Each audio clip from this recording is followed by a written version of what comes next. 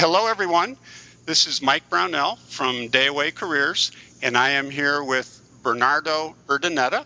I'm going to ask Bernardo a number of questions about his current internship, where he has just finished interning at a major U.S. power utility. Could you talk to me a little bit about why you chose to intern at a U.S. electric power utility? I knew going back into business school that I wanted to continue my career in the energy industry. Before going to Fuqua, I worked at CIRA.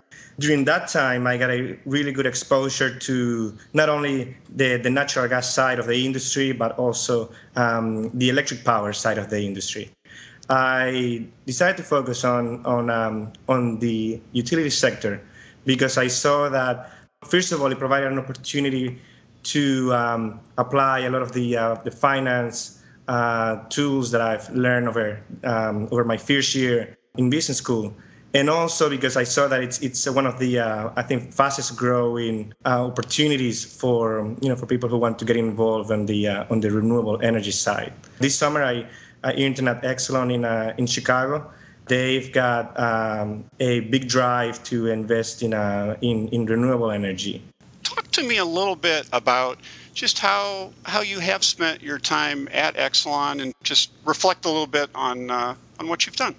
This summer, I work with the corporate development group at Exelon, and they are, the group is in charge of the mergers and acquisitions. Exelon has a substantial budget for capital expenditures targeting both wind and solar projects. That was the primary focus of the projects I was involved in. If you think back on skills and experiences that were in place before you took this internship, was there anything that really came in handy? At CIRA, I had a really good experience. I got to learn a lot about really the overall energy industry. So while I focused on natural gas, a lot of my work was related to the electric power industry, and the electric power industry is especially complex.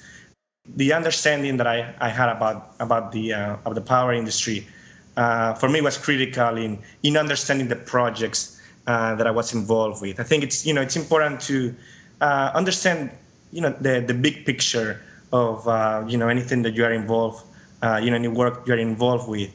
And the last thing I would say, for everyone looking to go into like a finance role in energy, modeling skills are critical. So primarily Excel-based modeling.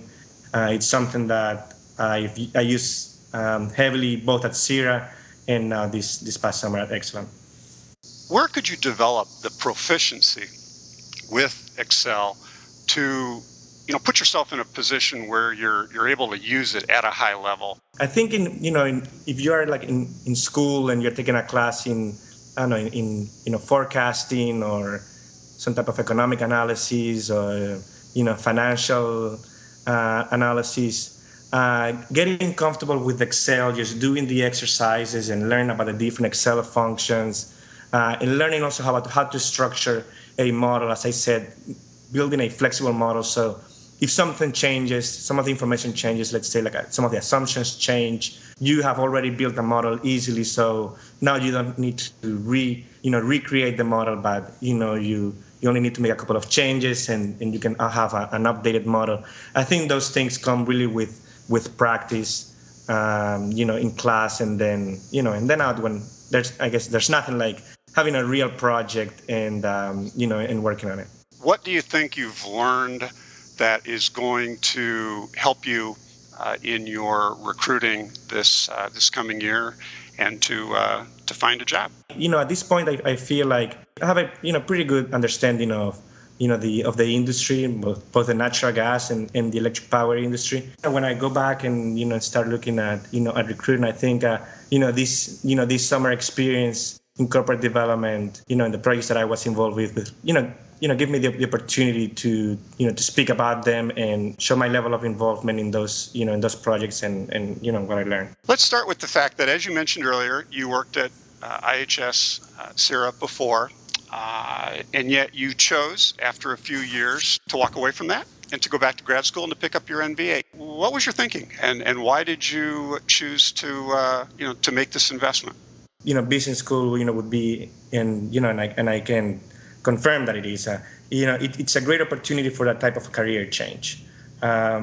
So I knew that, if I want to move into a role in finance, in energy, I would need to take several courses related to finance, several courses related to accounting, that would make me, competitive and, eligible for such an opportunity, in finance, in the utility sector, or, in the energy industry overall.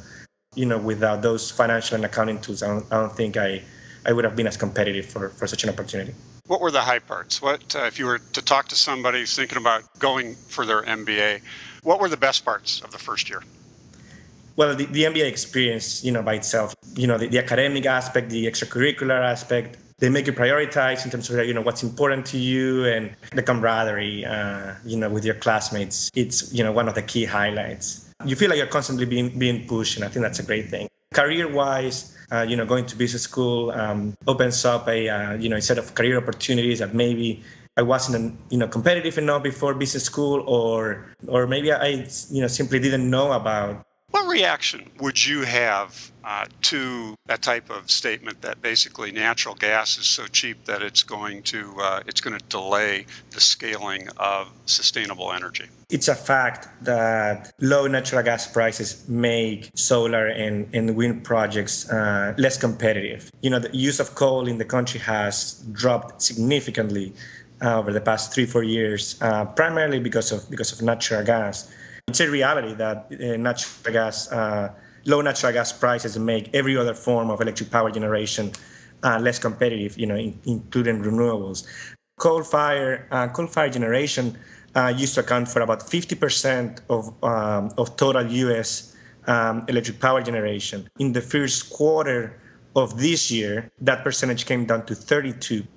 It's a huge drop. So I think, for everyone who's concerned about climate change and air pollution, it's important to realize that, natural gas, fire generation is playing a huge role in reducing all kinds of emissions. One fact that the EIA recently published is that CO2 emissions in the first quarter of this year were down to 1991, 1992 levels. Well, that's it for this podcast. I want to thank Bernardo for his time and valuable insights, and of course, say thanks to our Day Away podcast listeners. I hope you guys will leave feedback on the site if you can think of a way we can make these podcasts better. And we'll see you all later. Bye-bye.